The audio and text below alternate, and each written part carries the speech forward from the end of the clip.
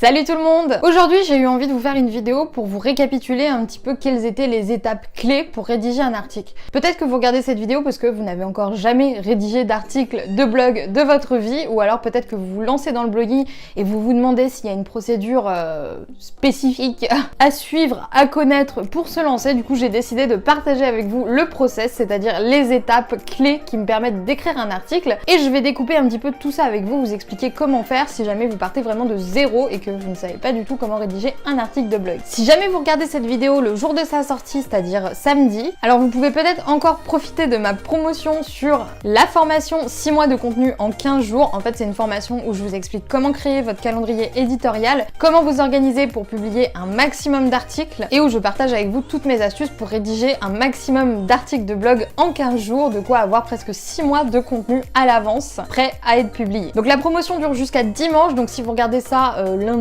en tout cas à partir de lundi, c'est un petit peu trop tard, mais si jamais vous êtes dans les temps, alors bingo. Je vous invite du coup à cliquer sur le lien qui se trouve dans la barre de description, je vous aurai mis le lien vers la formation en question. Du coup, si je suis là aujourd'hui, c'est surtout pour vous expliquer comment rédiger un article de blog, et mon process, en fait, je le découpe en 5 étapes. Déjà, la première étape, c'est de trouver un mot-clé. Ça va avec le fait de trouver une idée d'article déjà à la base. Forcément, pour rédiger un article de blog, il faut que vous sachiez déjà de quoi vous allez parler dedans. Le fait de trouver un mot-clé, c'est plus rattaché à une logique SEO, donc référencement naturel. L'idée, ça va être de trouver le mot-clé idéal sur lequel vous aimeriez baser toute votre stratégie. En gros, le mot que vous aimeriez que les gens tapent pour arriver sur votre article. Par exemple, vous faites un article sur le fait de monter un cheval. Meilleur exemple retour. Il faudra savoir impérativement si le mot-clé le plus intéressant à cibler, c'est comment faire du cheval, comment monter un cheval, ou comment monter un poney.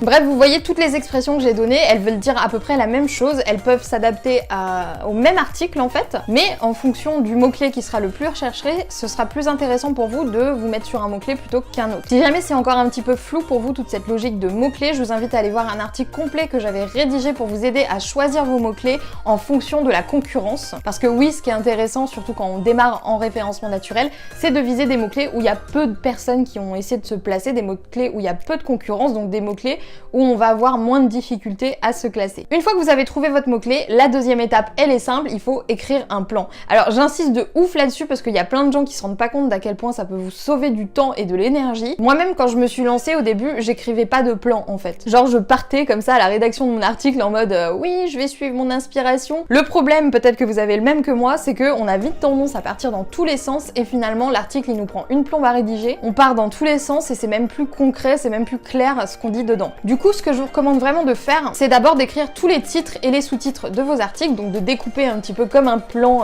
de commentaires composés à l'école, ce que vous allez dire dans votre article avec les principaux éléments que vous voulez mettre en avant dedans, de faire d'abord le plan avant de passer à la rédaction pure entre guillemets. Sachant que quand les gens regardent un article de blog, quand les gens lisent un article de blog, ce qu'ils veulent c'est vraiment avoir des informations concrètes. Le fait d'avoir un plan déjà à l'avance, ça va vous permettre justement de ne délivrer que des informations concrètes, de savoir exactement où vous allez, où vous en êtes dans votre article et ce que vous avez à dire surtout. Donc pour moi c'est vraiment pas une étape qu'on peut passer comme ça, c'est vraiment très important de le faire et c'est encore malheureusement très sous-estimé je trouve. La troisième étape, c'est là que le vrai travail de rédaction a lieu puisque c'est la rédaction du premier jet. Donc ce que vous faites, et là c'est un conseil vraiment encore une fois qui est sous-estimé, c'est que comme le dit l'adage, écrivez bourré, corrigez sobre. L'idée ça va être d'écrire un premier jet d'une traite sans vous arrêter. Donc de vraiment faire en sorte que votre article il soit terminé en une seule fois, même s'il est pas parfait, même si vous allez le relire bien entendu, mais de tout écrire pour mettre à plat toutes vos idées. Le fait de partir aussi dans un délire comme ça où on écrit le premier jet sans s'arrêter, ça va vous donner un avantage énorme puisque vous allez être un petit peu moins sujet au perfectionnisme. Un problème qu'on a souvent quand on se lance dans le blogging et qu'on commence à rédiger ses premiers articles, c'est qu'on veut trop bien faire. On veut que chaque phrase soit géniale, soit fascinante, etc.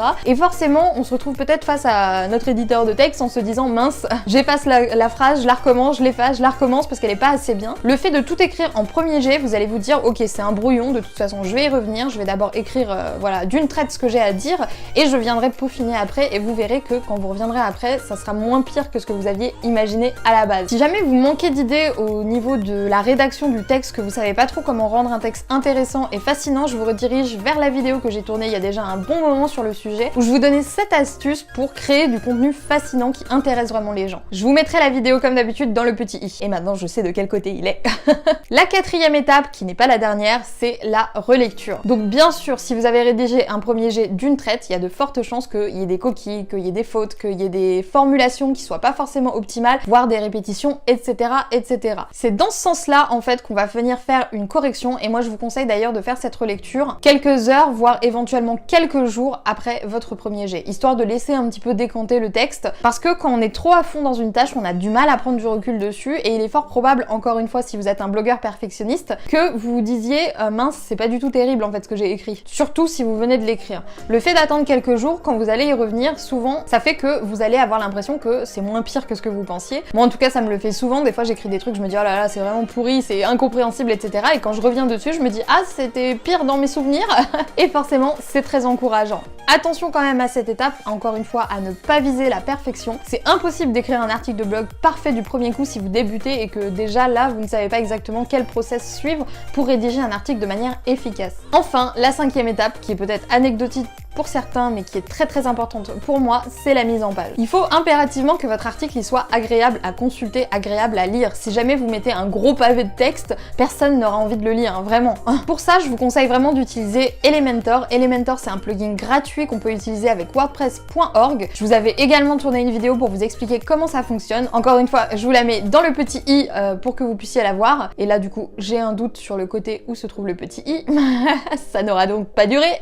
Bref, tout ça pour vous dire qu'avec Elementor, vous pouvez vraiment faire de très jolies mises en page, aérer votre texte, mettre des textes en colonne, rajouter des images, etc. Faire en sorte vraiment que votre texte il soit agréable à consulter pour quelqu'un qui vous découvre. Ça, c'est vraiment quelque chose, encore une fois, qui est sous-estimé parce que bien sûr, le contenu en soi est plus important, mais un contenu bien présenté, ça aura toujours plus d'impact qu'un contenu pavé, tout moche et pas du tout mis en forme. Donc je vous conseille quand même de ne pas sauter cette étape également. Du coup, voilà le process. Vous avez bien compris que c'était pas du tout compliqué en soi. Il faut juste vous lancer. Il n'y a pas de manière idéale vraiment de rédiger un article, tout dépend de vous, de votre manière d'expliquer et de votre manière de faire. J'en profite du coup pour insister là-dessus, même si je l'ai déjà dit, vos premiers articles, ils ne seront pas parfaits. Et il faut accepter cette idée. C'est en fait en écrivant, en faisant de plus en plus d'articles, que vous allez réussir à vous rapprocher de la perfection. Mais si vous ne faites rien et que vous attendez sans arrêt d'être nickel, parfait dès le départ, ça va être très compliqué malheureusement. Soyez indulgent avec vous-même, vous allez vous améliorer au fur et à mesure. Moi, mes tout premiers articles, ils étaient clairement pas terribles,